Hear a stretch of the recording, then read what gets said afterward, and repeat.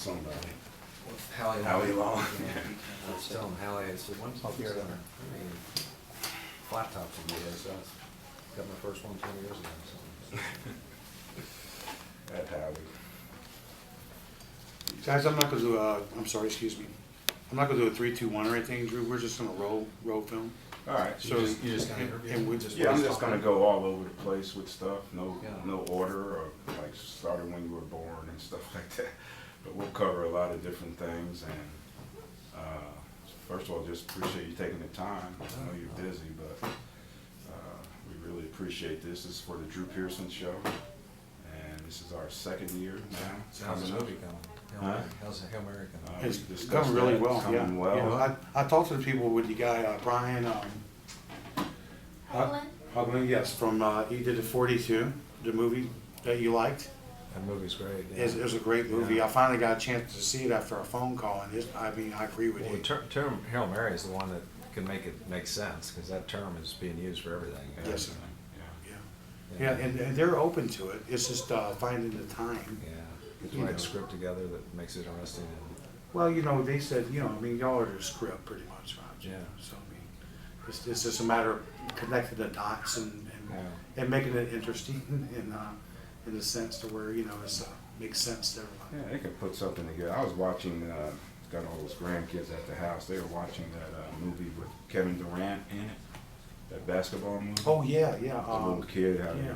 had this kid transferred Durant's talent to him, and I don't know. But anyway, it was you know, even something like that just held you. yeah. You know, Well, so I think Hail Mary, the Yeah, the story, Hail Mary is just so, you know, things significant. leading up to it and then things Yeah. happening afterwards is where we want to go. So that's where we are with the Hail Mary. It's coming. Yeah, just it's a matter of sitting down. Like after today, I think we'll probably have a lot better base, Mr. Yeah. Staubach. So, you know, and then from there we'll figure out who's going to write the script and what that's going to look like. And I'll get you a rough draft, 100 pages, fairly quickly, you know, after this. All right, you ready? Rolling camera? Rolling camera. Cameras are rolling. We're just going to roll. This is the Drew Pearson Show crew. That guy right there in the blue shirt, he's our Music heads up director. the Drew Pearson Show band. Because we got a band and everything, kind of like, you know, I just looked that way, right? yeah, Johnny Carson, remember Johnny Carson? Had that little band, Doc Severson. Doc Severson. He's my doc, Papa Doc. But anyway, we appreciate you taking the time, Roger. And it's kind of strange and unusual for me being your favorite wide receiver and teammate for 8 years. I caught 489 passes in my career. I think 400 came from you. Yeah. And when you retired, I almost retired too because my production kind of went down. If I had known it was going to end up like that, catching 40, 50 passes a season after you left, I would have begged you a little harder and pressed you a little harder to extend your career. You could have played longer, don't you think? At that point, this Yeah. was 79 was your Yeah, last season. it was a good year that year. Yeah. My favorite receiver, old number 86, was great. You know. Was that 88 or? 88, buddy. Never forget that. No, but your last pass wasn't too But good. I definitely had 2 concussions the last year, and I actually had one by Ray Nitschke, L.C. Greenwood, and Dave Robinson. So I was 38, and I was told actually by a doctor out in New York at Cornell Medical School that the next one could be your problem. So. Mhm. So he said, you've had too many, and if I was younger, I would not have retired. And also, if Danny White wasn't available, Danny was a great backup quarterback that became a great starting quarterback. So, Yeah. but I really missed it, Drew. It was a tough decision because we really had we were kind of rejuvenated the Cowboys and started in '75, and we were on a roll. Right. We lost a tough one to Pittsburgh, but we beat Denver, and so we were a good football team. And I thought it was best to retire because of the concussions. Well, we went to 2 Super Bowls in a row, the 77 team, the 78 team, and then 79. And Yeah. when Danny came in, it's just like a matter of taking Staubach out and putting Danny in. Yeah. And we kept rolling pretty well despite that. And if anybody could replace Roger Staubach, I guess you had to hand pick Danny White to do it. I was there when you guys played the Eagles the next year, and the running back for the Eagles, had those little scat back they had. Wilbur Montgomery. Wilbur Montgomery ran for about 230 yards. Up and, there, yeah. And then I was out screaming for you guys. I did the coin toss out in San Francisco, and I was actually watching Mhm. Montana go down and That throw was the tough. ball out of bounds, but Dwight Clark caught it. Yeah. So that really it was Dallas. Really, we were really competitive with Danny. And Right. I think that was one of Coach Landry's big mistakes was messing around with Danny White and putting Mhm. Hogan in there. Yeah, he should have let Danny in there, Yeah. had confidence in him because he was prepared Yeah. for sure. So there's no truth to the rumor that if Coach Landry would have let you call your plays, you would have played another season. You know, that I kind of kidded him there when I retired. I mean, I said, Coach, I'll come back if you let me call the plays or something. He kind of laughed about it. Mhm. But if he would have said yes, maybe I. You might have stayed. Yeah, it was somewhat of a joke, but down deep, but it Yeah. was. We were kidding back. You were and forth. capable. I mean, Oh yeah, I called him early on, and you changed a lot of things in the huddle. 73 started. You send in three. You had three wide receivers in, or sometimes you're in different. You need your plays need different people in the game, and you Mhm. can't just call them in from the sidelines. So, Right. so really, I think coaches calling plays, but giving more flexibility when there's players you see something on the field, or you can audible and. Mhm. But you're putting people in and out of the game, and it's Yeah. hard to call plays unless you have the right people in the huddle. Yeah, God bless Coach Landry, but sometimes he would send in a play Yeah. that we didn't have in the game plan. Oh, And yeah. you would like Yeah. go, okay, then you would Well, call yeah, something different. There's a number. Oh, of he would say like, oh, he must have meant this. Many times I'd call plays. We'd have 10 guys on the field because he wouldn't get the receiver or personnel, whoever was yeah. called, who was alternating plays to bring them in. I just hated to call timeouts. I just remember once up in Washington with Newhouse was the fullback, and Dorsett was bringing the play in, but it was too late. I could see him on the Yeah. sideline looking at the clock there. So I just said, hey, get up, run up the line of scrimmage, and I'm going to hand off to Newhouse. I'm Mhm. yelling. I'm saying, Robert, man, I'm just going to hand off to you. And the Redskins thought I was kidding. But Robert went up the middle for 12 yards. So. Yeah, I thought it was a decoy to Redskins, Yeah. yeah, because they're too smart sometimes. But it was, Coach had a lot on his mind, and sometimes trying to call plays as a head coach, you should be looking at the big picture, and I think it was the right decision here in Dallas with Jason Garrett too. Yeah. I mean, Jason's the leader of the team as a coach, Mhm. and if you're calling plays, you got to be spending all your time during the week watching the other Right. team's defenses, Right. and you're only focused on that part of the game, Mhm. and there's only a couple of head coaches now that call plays. Yeah. It's mostly offensive coordinators or quarterback coaches or whoever. Mhm. Well, calling plays is a big thing. A lot of times you see in the NFL now, the players change and they got the radio helmets and all that kind of Yeah. stuff. They're not really calling plays, it's just coming to them. But what kind of relationship did you have with Coach Landry? We Personally and we had a football-wise? good relationship as respect. I think he really tolerated my running and being not the prototype quarterback that Mhm. he really. So he adjusted to you? I really believe that because Yeah. he even at the end of my career he said you're going to learn someday. But I was still running quite a bit, and that wasn't.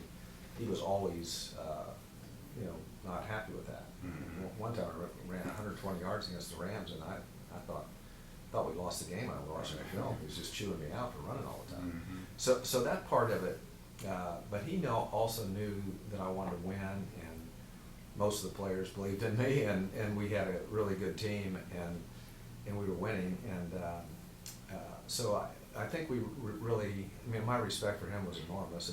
His preparation and game plans were Yes, fantastic. unbelievable.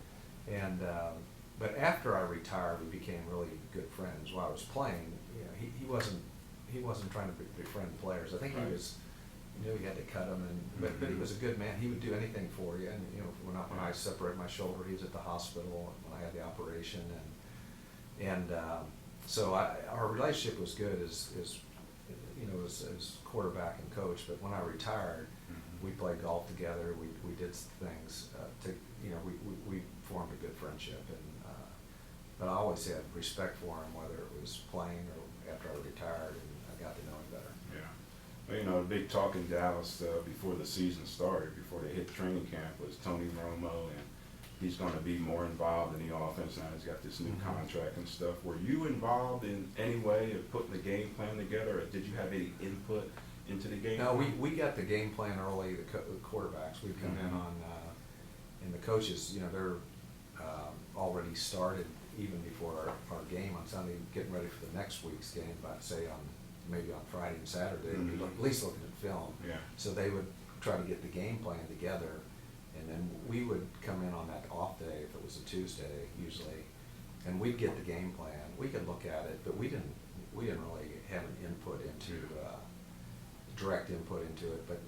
But they did. The coach did ask when we looked at the game plan, is there anything you see in here? I mean, there was a time where I said, hey, I'd really like to be able to put this play into the game plan or something, but we did study the game plan early ahead of the team, but we didn't make a lot of changes to it. No. Well, and speaking of Romo, and when you see the guy get that kind of money, does that?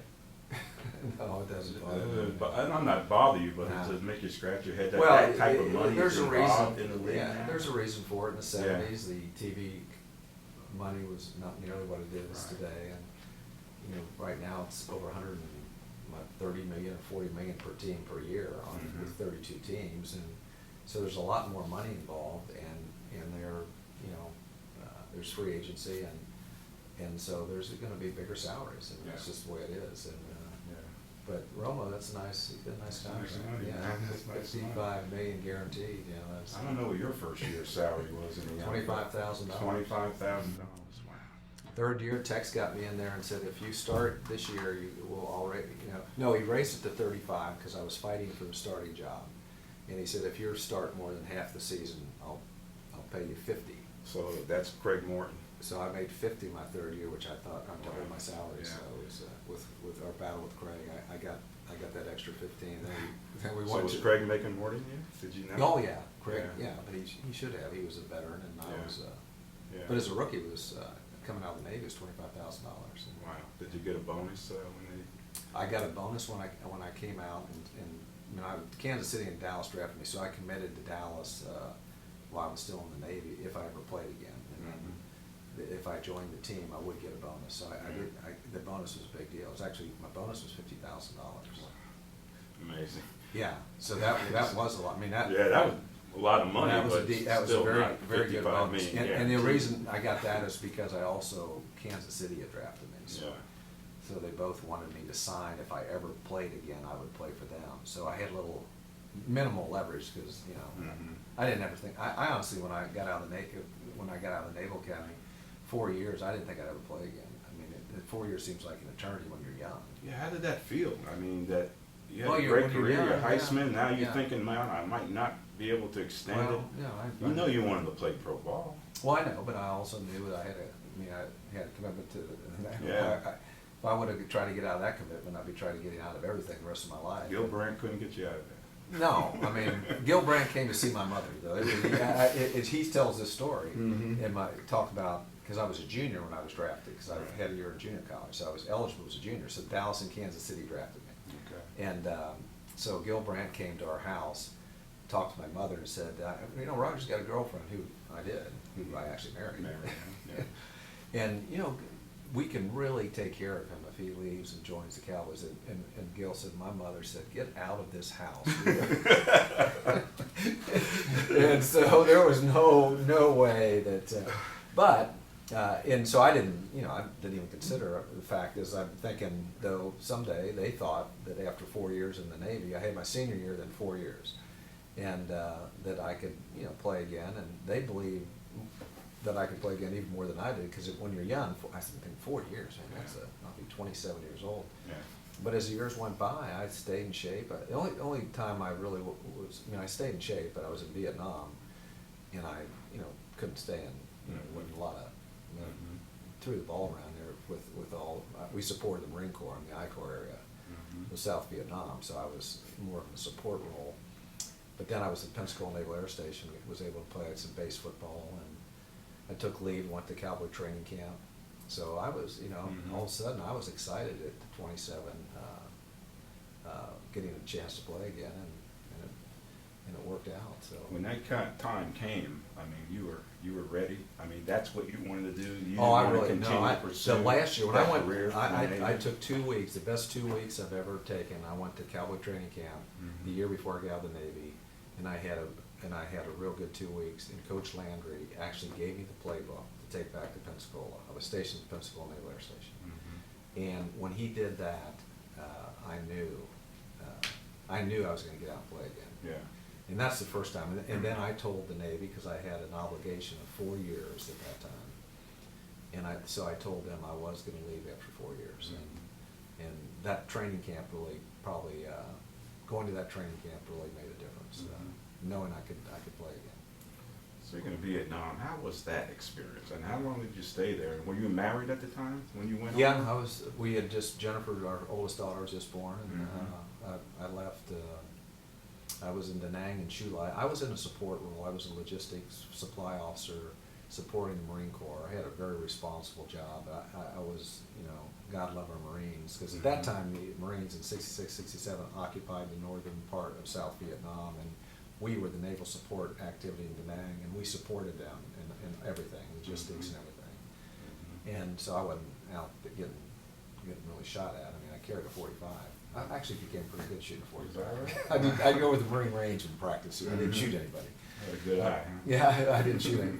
But, I spent a year there, and my respect for the Vietnam veteran is, that respect was not given to the veteran like we are today. Right. And our veterans today appreciate so much the love, care, and concern we have for them. Yeah. And the Vietnam veteran didn't get that, and it's a shame, because they went over there and did what our country asked them to do. And now they are really into helping support veterans today. So Vietnam was not the kind, we probably should not have gone into Vietnam when we look back, but our troops went in because our country told them to go in. And they did a great job. It's just that we lost a lot of people in Vietnam, and our country did not truly give the Vietnam veteran the respect that they deserved when they came back from Vietnam. So with this situation we got going on now with Afghanistan, you don't believe in that as well? Or? Well, I think we had to do something after 9/11. I feel that maybe we could have gone in with our air support and blew up these Taliban camps, and I'm a second guesser there, but we had to do something. Iraq confuses me, because we were going after Al Qaeda, who was the enemy, and Iraq, Al Qaeda, Saddam Hussein was a bad guy. He hated Al Qaeda. He hated Iran, and so I'm a little confused on why we went into Iraq. It was because of weapons of mass destruction, which we had false intelligence, and so I would have not voted for that. But our troops that did go in there, hug them and squeeze them and thank them. I mean, that part of it. In Afghanistan, going on troops on the ground there is difficult. There's a history there. But we did have to go after Al Qaeda, and our special ops people are doing that still today. Our drones, it's a shame that some of the drones, aren't perfect, but they are knocking out some bad guys. And so it's a very unstable world based on the hate that's still in this world. That if you don't agree with some of these radical elements, they want to kill you. I mean, 19 We're actually people. under threat right now as we speak. Right. And we Serious have 19 threats. people will believe that they got on airplanes and try to fly into buildings and kill as many of us as they could. Means that we still have a dangerous enemy out there. Amen. Let's change gears a little. It was kind of heavy there, Drew. That is, man. That's CBS Morning News stuff, man. Meet the press. But anyway, let's change gears a little bit. A lot of times when I do appearances, I show up, fans come up and they might ask us a question like, "Do you know who you are?" And meaning that they have a lot of respect for you, what you've done. Do you know who you are? Do you know the power that you have and the things that you've done in your life and the role model you are? Not just what you did on the field, but your life after football and your family, everything. Well, I think you got to keep things in perspective. There's always a bigger shot than you are, and you know, I never acted like a big shot when I was a big shot, and the worst thing would be act like a big shot now that I'm not a big shot anymore. So, you know, it's all relative. There's still people who remember. But I was in the airport the other day, and I'm there at the Starbucks, and I'm getting my mocha frappuccino, and this security guy comes up, and he said, "Hey, man, you're somebody, aren't you?" And I said, "Yeah, I'm somebody." And then the gal giving me my mocha said, "Yeah, you're a sportscaster, aren't you?" And then the security guy said, "Nope, he's not a sportscaster. I know who you are. You're Frank Gifford." so I was to him, I was Frank Gifford. I said, "Geez, you know, he's even older than me." So you know, I you know, there is a responsibility you have because of the fortune we had being with the Dallas Cowboys, and but there's a lot of people who care less about you too, and they don't. Young people today, they don't know yet. Yeah. I tell them that, they know Staubach, they know that name. So I said, when you get two in the morning, there's some highlights on ESPN every once in a while. You're just telling the YouTube. No. I've never seen you throw an interception or incomplete pass yet on YouTube or Google or none of that stuff. It's all good highlights, man. Good stuff. Usually highlights are good too. Yeah. One of my favorite sayings was people ask me, you know, I've done interviews trying to honor you, people, different things, citizen, business awards, and that type of thing. So they come to me and want to do interviews for the program or add some spice to it. And one thing I always say is that, they say, what's Roger Staubach like? Well, I sum it up by saying, you know, he's done more for former Cowboy players and maybe even NFL players, period, than NFL Players Association. You've helped out a lot of former teammates, haven't you? Well, there's a number of people in my life have helped out, and there's people that helped me out too. So one right here. But that's easy to do. Yeah. You know, it's you got a lot of great friends that that have always been there for me and our family, and we're there for them. And you're some of the great friends I've ever had are my teammates, people we played with, and some players have a rougher time than others. But I think there's a lot of players that help each other out. But I think you've helped more players than, and I know you're humble about it, don't like to talk about it, but there's, I know, I don't know, no one's come up and say, Roger did it. I know, because you were that pillar, that guy that felt we could always go to. And even if it was, a loan or whatever, but just to sign a football for an autograph, for a charity, get an autograph, come in here and do an interview like this. You've always been generous with your time, especially to the community, but also really to your former teammates and players. Well, you made a nice catch up there in Minnesota that helped me get in the Hall of Fame. I always tell everybody that if it wasn't for you, I wouldn't have gotten in the Hall of Fame. And in fact, you should be in the Hall of Fame. I was just with Lynn Swan up there, and Lynn is fantastic. I mean, he's a great player, but he doesn't have any better statistics than you do. And big plays too. Right. I mean, you look at big plays. You were in the middle of big plays. Yeah. And so, it's a team effort, and a lot of the guys I played with were instrumental in me having success, and that allowed me to probably get involved with my real estate business too. It's still tied. It wasn't negative. I was a Dallas Cowboy. But I've been involved in real estate for 40 years, and people still want to talk about football. Right. Want to talk about the Hail Mary pass.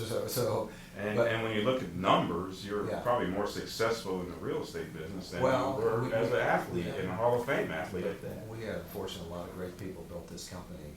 But being a former football player, definitely, at the start, it was not great because people say, hey, you're a football player, what do you know about real estate? But after the number of years you commit to it, it really has helped to me today to call somebody and they still remember the Dallas Cowboys. So my experiences here in Dallas have been very lucky to be part of a great team that has helped me grow our business too. So, well, that's another reason you were such a role model, because you built that business while you were playing. Why did you decide real estate was the way that you wanted to go? We had 3 kids born in the Navy, and they didn't pay quarterbacks what they used to do, what they do today. And And so I went to work in the office. I just wanted to get some business experience. I had a Bachelor of Science in Engineering, which is a BS. And that's what I was, as a BS. And so I wanted to get some business experience, and I was introduced to a real estate firm, and I worked in their insurance group division the first year, the Henry S. Miller Company. And then I moved over to real estate, and strictly in the off season. I mean, I worked out every day, as you know. I was out there. But during the season, I didn't get out of the office. But for 5 months, I really, and Mr. Miller, Henry Miller Jr., was a tremendous mentor for me. He was a great human being. He walked his talk. He had the same haircut that Coach Landry had. Oh, really? Yeah, kind of like your haircut. Yeah. That's the influence. So Mr. Miller was really, I stayed with real estate, had a lot to do with him, and I told him I wanted to be like him, so I wanted to start my own company. Nice. I would have never left his company to be what I was. Yeah. It was a real estate broker, which is great. But I wanted to build my own business, and so that had a lot to do with it. Was getting lucky with the right firm, Henry Miller Company, and then a few years before I retired, we started a very small company here in Dallas, and then when I retired, we expanded it to where it became. I couldn't believe it. All of a sudden, we had 1,600 people and 68 offices. Wow. But that was over 30 years. So Yeah. And football was a big part of that. I mean, everybody was always interested in talking about the Cowboys. Coach Landry and Drew Pearson. Did he push off on the pass? Hell no. You don't think I pushed it? Oh no, Nate Wright slipped. I mean, I'm making a saw play. it. You get into that. The whole blessing to the play was that it was underthrown. Yeah. And I saw it because I had another gear in case you threw it out there to go get it. We still had some room. Because when I look back about the 10-yard line, you still had the 10 yards and 10 yards of end zone to go get it.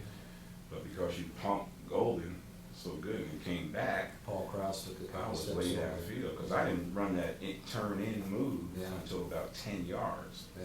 And because I knew I had to hurry, and I felt Nate was not giving up any ground, but that's how they played that prevent defense, right? I underthrew it, and you were a basketball player. The thing about you made great catches in traffic, and because you had really good hands, and catching that ball in your hip like that was. But you had those basketball hands, and that really helped. But I got knocked down when I threw it, and so then all of a sudden I realized that the fans weren't screaming because they were. That would have been bad. Yeah. So then I saw you run in the end zone, and then I saw the orange come out on the field, which I thought was a flag, and it was orange because the Super Bowl was in Miami that year. Right. But tell us what happened in the locker room. How it became well, it really is today, because it's so long ago. People, and the term is used for everything. Is that the NFL has recognized that's the first time the term was used, and then they have it now in their data. Yeah, right. Yeah. And I was in the locker room, and basically they said, "What are you thinking about?" I threw the ball. And, I could have said, so usually, I probably should have said, I said a prayer and closed my eyes and said a prayer. But being a Catholic kid, I said, well, I think I'll bring the Blessed Virgin into this thing. So who's my favorite now, and she watches over me. But I said, I closed my eyes and said Hail Mary. Yeah. And they picked up on it, the press, because it was, right away. It was a playoff game, yeah. And so it was a national story. Right. And so the Associated Press or whoever said Hail Mary pass wins game. Right. And then it, really kind of took off. Yeah. So now, are you known mostly for that as opposed to all the other great things you I had did? to take a while to explain, because these young people, they don't know where it came from. Right. Oh, you kidding me? You're the original Hail Mary? Yeah, December 28th, 1975. You weren't born yet, but that was where the Hail Mary started. Many great accomplishments in your career as an athlete, but that probably is the one moment that people remember the most. It's probably a career-changing moment as far as how people looked at you. Yeah. I know it was for me.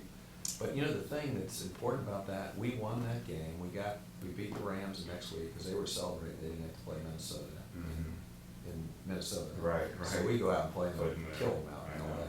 So we lost to the Steelers, but that play allowed us to be in 3 Super Bowls in 4 years. Because we were in a winner, then we lost again to Pittsburgh, 35-31, which was a tough loss. They were a great team, but we beat the Broncos in between. So we were in the hunt the rest of the '70s because of that play. Mhm. And I really believe that, and Oh yeah, it turned us Yeah. because we had 12 rookies make the Yeah. team. It was a tremendous turnover. Right. We lost yeah. some quality players. Oh yeah, we had '75. That's when we got Randy White in the draft. Yeah. You came in '73 as a Yeah, free couple agent, years before. but it was the build up of a new team, a new Mhm. year. I think we had Donovan and Bruning and Randy White. We really started building the second era for the Cowboys, and we got Dorsett in '77 and Mhm. Tony Hill in what '76. 77 as well. '77 and Yeah. So Butch Johnson came Butch in came, there. So 76. we were building for the just a great team. Ed Yeah. Jones and all. I mean, Ed Jones came in '74 or something. So but the term Hail Mary was kind of abused the other day. I'm watching. See OJ walking the courtroom. He's gaining Yeah, weight. he needs a Hail Mary. Yeah, the guy. I know. The announcer said he needs a Hail Mary if he thinks he's going to have another. Right. As oh, We don't geez, want to don't associate abuse with the- that. don't abuse the Mean. Hail Mary, Right. yeah. But it's used for a lot of stuff now. Yes, I mean, yes. Business, politicians, sports, business, politics, yeah. everywhere. Speaking of politics, man, you talk about real estate. Everybody thought Roger Staubach was definitely going to go into politics. It never happened. But then your daughter is now in politics, Jennifer Staubach Gates. Yeah. And she just won her election, city council, right? City of Dallas. I mean, Yeah. how's that working out? Well, that she loves something it. that she living your Yeah. dream? Well, that's that story was in the Dallas paper. Yeah. Dallas Writer's a nice guy. I Mhm. didn't know him, but he wrote this story and said Roger's destiny was to be in politics, but he didn't do it, so he transferred his dreams to his daughter. And that's the honest truth now. Yeah. After what we were just talking about. So, Mhm. so I called him and I said, I didn't. First of all, I never wanted to be in politics. And my dream was to be like Henry Miller in the real estate business. And it makes my daughter look like a pawn that I've transferred my dreams to her. Okay. He said, well, I definitely could have said that in a different fashion, but Mhm. this is the honest truth. After he said, but Roger, would you tell me the truth about something? And I said, yeah, what are you talking about? And he said, did Drew Pearson push off? Swear to God. I mean, this was just the other day. Yeah. When Jennifer's running. Mhm. And I said, what'd you say? He said, Drew Pearson pushed off, didn't he? And I said, no, Nate Wright slept. What are you talking about? He said, I said, oh no, you're a Viking fan. So you're gonna try to ruin Yeah, my you gotta daughter's. twist everything around and And go so, in a whole other direction. but I did not transfer my dreams to my daughter. Mhm. She's independent and she's smart and she wanted to do it and she likes to get in the middle of things. She studies, she works, and she's been in our district for a long, long time, and so it's her deal. And she's Yeah. politics. I just never really had any interest in politics. So she's happy now that she's in. Well, she is. I mean, it's Now her, you want it's to her get dream, elected. not mine. It's her Now you dream. really find out, because it's Oh, Dallas. no, it's- Dallas is pretty tough. Yeah, That she's city already council. in the middle of stuff. And Yeah. but she reads and studies and she listens and she will try to make the right decisions and. Tell us first right here on the Drew Pearson Show. Is her ambition to be mayor one day of Dallas? Has to be president of the President. state. Oh, nice. Nice. Nice. I love her to death, and she's we have a great relationship. But she has not told me that she's got further aspirations. Yeah. Well, you got a big family now. We'll have to. She said, I just have to see how this goes. How it works She's out. going to work real hard at, and she'll do good. But she's very capable of going wherever she wants to go. So, and her husband's behind her. That's good news. Amen. Yeah. Well, since your playing days, your family has grown. I mean, it grows every year, it Yeah. seems like now. Yeah, I was an only child, so we have like Thanksgiving. We need an event plan. We have 5 kids and 15 grandkids. Wow. And, Wow. Same wife too. So, Yeah. and, 47 years. You know what one of your famous quotes was, Phyllis George deal? Yeah.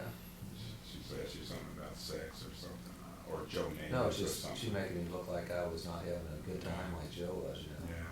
He was just at the Hall of Fame too. Joe's a nice guy. Yeah. And Yeah. I said, well, Phyllis, you're making me feel like I'm not enjoying life. I said, I enjoy life just like Joe. In fact, I enjoy sex like Joe. I just do it with one woman. And that kind of became a Phyllis George thing. Yeah. Yeah. That's still true, by the way. Well, that was just, amen. It's true. Still true. Oh, let me down. It's true. Let me make all the mistakes like that. Yeah. Speaking of Hall of Fame ceremony, I saw you there with some pictures on TV, and it's so cool that so many guys came back this time. Yeah, 122 or something. Over Do you 100. go back every year, or you No. try to make it a point to be back? I've been back there for special occasions, and you know, Yeah. with Coach Landry and Troy Aikman and Emmett. And, Mhm. yeah, it's fun to go back all the time, but I haven't been able to. Yeah. But this is the largest. This 50th year anniversary, and it was Mhm. fun to. There's a lot of guys really, hurting, limping around, Yeah. and I'm not limping yet, but we're all getting up there, and Yeah. some guys are kind of hurting more than other guys, but it really. Don Shula was in a wheelchair, and, Mm. and when we were introduced Friday night at this big banquet, we walked up on the stage and walked across the stage, and Don got out of his wheelchair, and they helped him across the stage, walking. He was, Wow. what a great person he is. Yeah. And he's tough as can be, and he got a standing ovation. People were crying. Right. Here's Coach Shula. So Willie Davis was in a wheelchair. He's going to get both knees replaced. Wow. So he's been. So there's a lot of stories with. Yeah. With the guys that, but they're tough as can be, and they love coming back. The Hall of Fame does a great job, and Mhm. this was with the Cowboys playing in the game too. It was kind of fun being Yeah. back there. Yeah. Well, speaking of those guys and the things they've gone through physically and still go through, how about you? Are you okay physically? We don't want to yeah. give your age, but you're 71. Well, now. I'm the last, 71. What does that make me? Jeez. Yeah. I had a laminate. I had my back. I had a little back stuff there, and my back gets sore now and then. But I work out all the time. I do elliptical machines. I don't run as much. And don't play basketball. I shoot around basketball. I don't play as much. But I actually can throw pretty good for my age. Yeah. I can still throw. That hasn't. Well, it's. You haven't lost any. I've lost some. Like, I bet I haven't lost more than 30%. Yeah. So You might have lost something in distance. Yeah, knock on wood. Velocity. But I don't move. I don't run like I used to. Yeah. You get older, there's aches and pains, but it's You took some tough hits out there. Dr. Cooper keeps me under control. You took some tough hits. There's some Yeah. times you taking hits, and not so much. Well, I've seen you take some hits in the pocket, after I you haven't throw had the any ball, but repercussions trying to from run. those, though. No, the You only always thing got that up can though, question- yeah. even sometimes you didn't make it back on the field, but you always got up and got off that field. Yeah. I've never seen you be carried off the field. Well, I tell you, Tony, there's a number of times where I really had some. That's true. It- 88, not 80. It won't be funny someday when I say that. No. No, really. That's the other thing. Concussions, you don't know what they kick in, and there's a lot of guys that are going through. It's a brutal game, and Yeah. the NFL is trying to help make sure that they try to protect you, but you can't protect it 100%. So it's, but our days, the helmet stuff was allowed. So two of my concussions were definitely helmet to helmet. When Dave Robinson hit me and L.C. Greenwood, they were just boom, hit Yeah. me, and I was out like a light. Now, that was a game up there in Pittsburgh. Is that When L.C. Greenwood hit me in Pittsburgh, and I think you got knocked out twice in that game. You probably Dave- don't remember the Dave- first quarter. You got your bell rung. I got my bell rung, but I wasn't And knocked later. out totally, but Robinson knocked me out totally. Yeah. And then Dave Robinson allowed the Clint Longley game on Thanksgiving Day, because Dave Robinson knocked me out. Clint came in and had a great game. Mhm. Did a great job. Oh, that's who got you, Dave Robinson. Yeah. Well, they had predicted You in the game. and Clint pulled that one out of Yeah. the hat. Yeah. But Dave Robinson, Yeah, well, they had predicted out. they wanted to knock you out. They said we knocked Staubach out of the game, Darren Calvert, yeah. and we win. Mel Tom knocked me out in Philadelphia. And Mhm. then the opening game, exhibition game, 1969, playing the Packers, an exhibition game, and Ray Nitschke, I got knocked out of my very first Mhm. concussion in the NFL. So I don't think you remember this one. After that Pittsburgh game, because I saw LC hit you. He hit you head on, then he went back. Yeah, I actually had a lump under my head. Yeah. Helmet, yeah. But you didn't wake up really. Didn't come out of this until you got on the airplane. Well, Because we sat next to each other. but I woke aisle up across. enough. Well, no, I was out. Yeah, you did enough to get dressed. so I could walk around. And, Yeah. yeah. But No, you that like, was you about- like, we're on the plane. You like, Yeah. what happened? How'd we get here? Yeah. You know, you were like, Who's that? That was pretty Remember serious. the Atlanta linebacker too? What was his name? He grabbed my. Tommy Novus? No, the guy that grabbed my arms and was in the exhibition game or a playoff game, and I got knocked out. Forget his name. Yeah. And Danny White came in, had finished up. That was Yeah.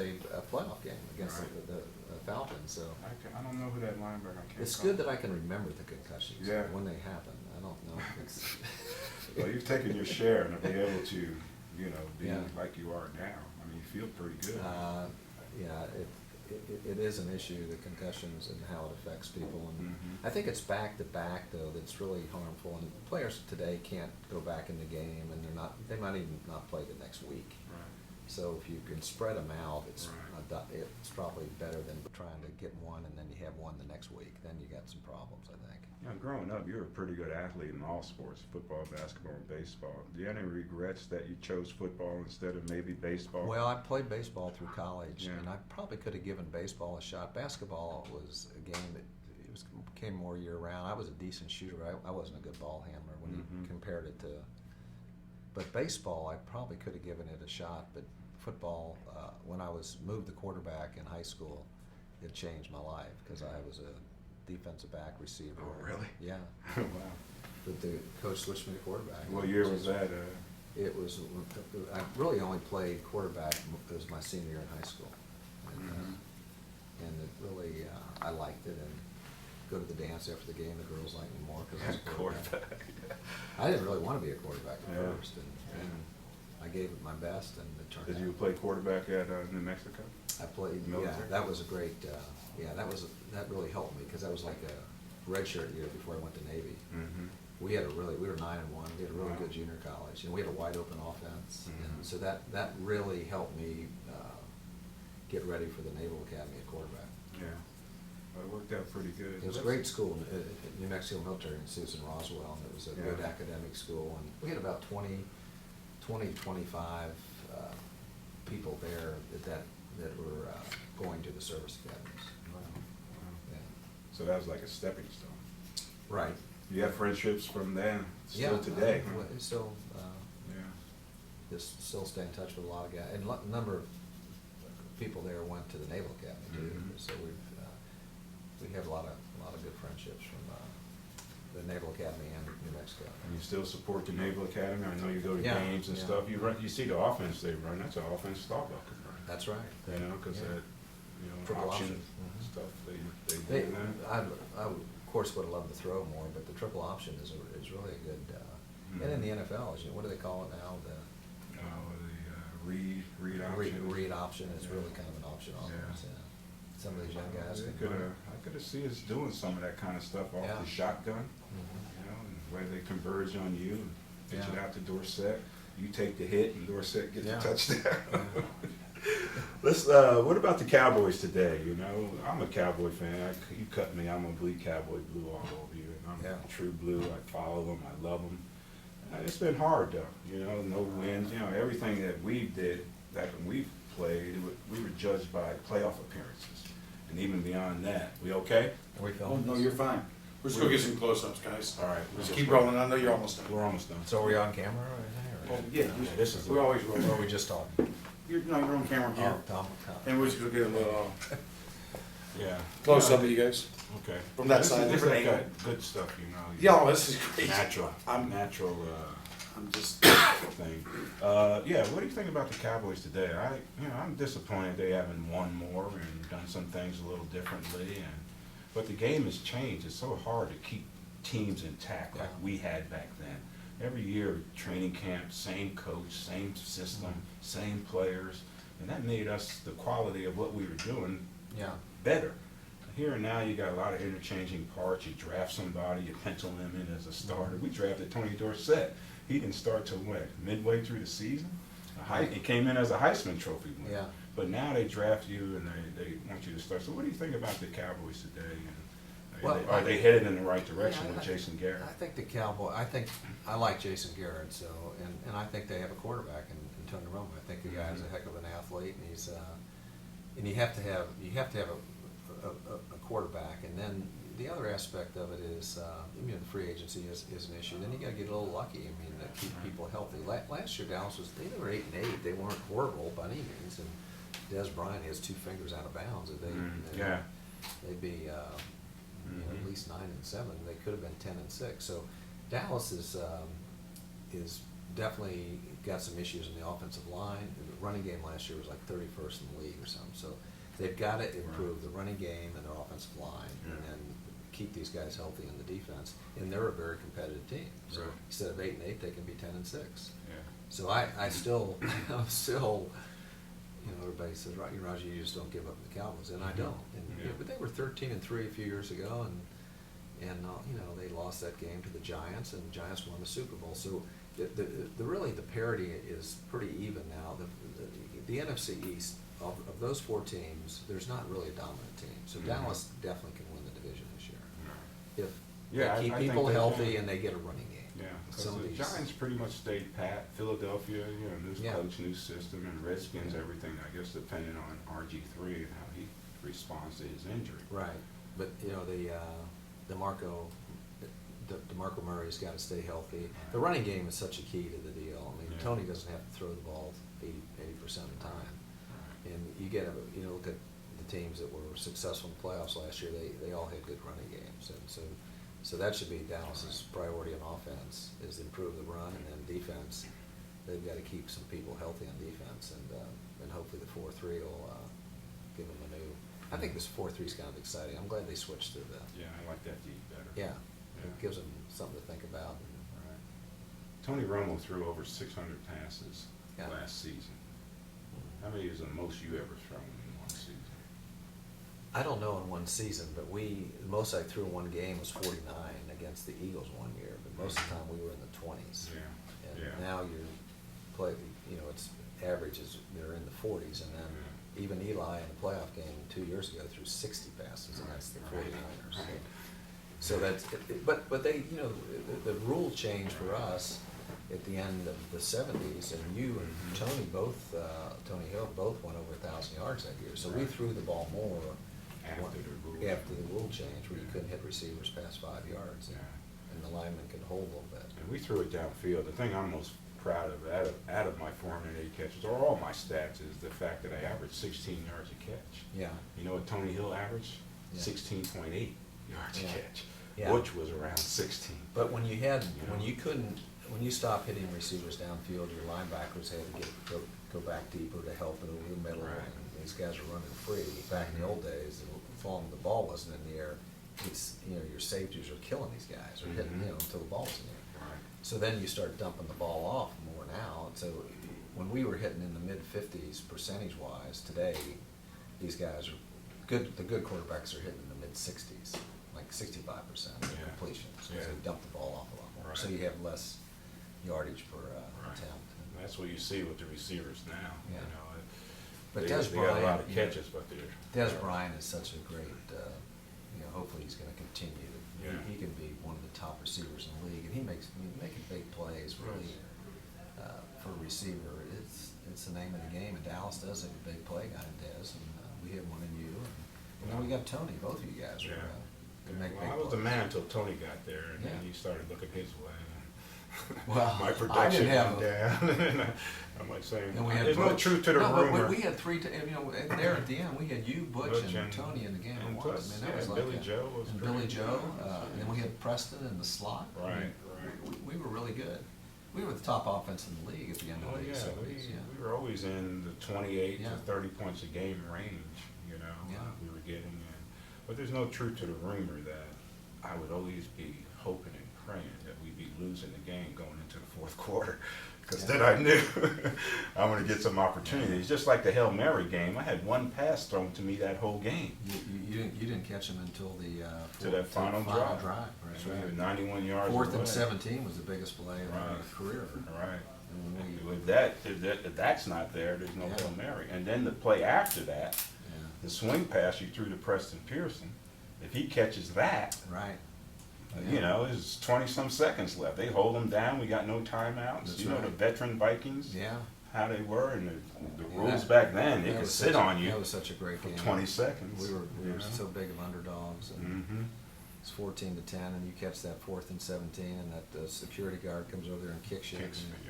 And then after you catch the Hail Mary pass, they threw a whiskey bottle and hit the referee in the head. Was that a weird place or not? That was weird, Huh? man. The whole atmosphere was eerie. Man, The locker room was so sorry. You wondered if this is pro football in the first place. And then the two teams are on the same sideline, the baseball field, and one of the side of the stands. They're so far back. I don't know how they saw anything. Yeah, it was going to turn out it's going to be like the Hunger Games. I thought they were going to. I thought the fans were going to attack us.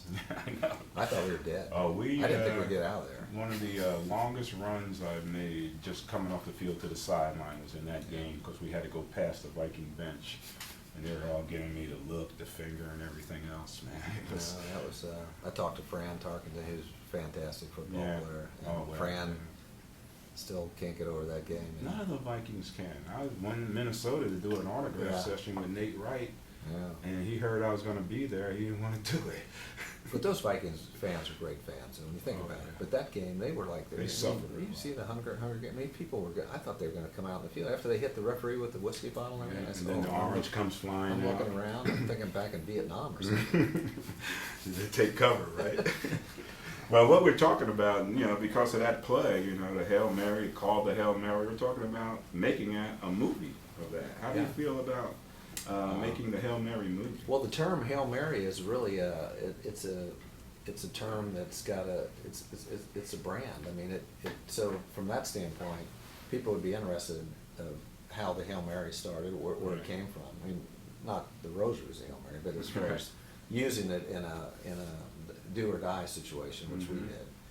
And then the script of that season was great because we were kind of a wild card team. You're a free agent, made the team in '73, and so there's a story to it, and I would go to the movie. I would too, and then after making that play, how it changed your life. I know it's made such a tremendous difference in my life after football. How about you? Yeah, I mean, I'm having fun when people talk about the Hail Mary and they say, where did that come from? I said, so I tell them about the December 28th, 1975. I have a lot of fun with it. Yeah, I do too. And the NFL's got a recognition of it, so I got a copy of that. And so some people don't believe what I'm saying. They think I've had too many concussions. So I hand them the I got it. I'll give you a copy. Okay, I'd like to get a copy of that. Yeah. Well, when I was in Minnesota earlier this off season doing that autograph session, that security guard that kicked me on that 4th down. Did he apologize to you? No, he didn't apologize. But this guy has made a living. He's a hero up there. Oh, wow. I mean, he showed up at the autograph session. We got footage. You'll see it right here on the Drew Pearson Show, the interview with him. But he wears that same outfit, the hat, and he goes to autograph signings and stuff. He's got little cards, like playing cards. He's a big deal up there because he was trying to help his Vikings win and slows Drew Pearson and Staubach down. It's like Snowden over in Russia or something. He's over there, huh? I mean, how do people become heroes kicking you in the side? Hey, if you're a Minnesota Vikings fan, you got to grab something because they don't have a Super Bowl to grab. So they got to grab something. We're still the enemy of the state. So he goes around doing autographs? He does shows and everything. He wears the outfit. What about the whiskey bottle guy? They found out who that guy was? No, I think they eventually caught him. But, back then, you get a slap on the wrist. I can still see that. Now he's still being not the killed. referee. Out. Yeah. Lucky he didn't kill him with the force at that thing. And of course, Gil Grant wanted to sign the guy up because of his accuracy. He said he could play quarterback in the National Football. That was an eerie stadium, I'll tell you that. Yeah. Well, we hope to capture all that in the Hail Mary movie, that experience and looking back on that. Yeah. I just want to say, Roger, thanks for taking the time to be with us in this in-depth interview. And Drew Pearson Show is really a pleasure, man. Roger Staubach. Now you know why I went over the middle like that. It's always been great. Risk my calling you a teammate and a friend. So. Right on, Raj. Thank you. Drew Pearson Show will continue after this. So you get 15 seconds out of that somewhere. I think we could pull. No, we'll probably pull a movie out of that, Roger. What is that show? 60 Minutes, man. Yeah. That was great, guys. Like Good I'm stuff. Still auto cutting off on that. That was just awesome. Kind of Did you meet everybody here? No, that was good. No, not yet. I was gonna get you guys out there and then get y'all out here where we can open up and Okay. I'm gonna go through here. You meet Jim and The- Gus, they were Yeah, first, Drew Pearson our Show. city, It's fun. McKinney. Yeah. Well, the Drew Pearson Show is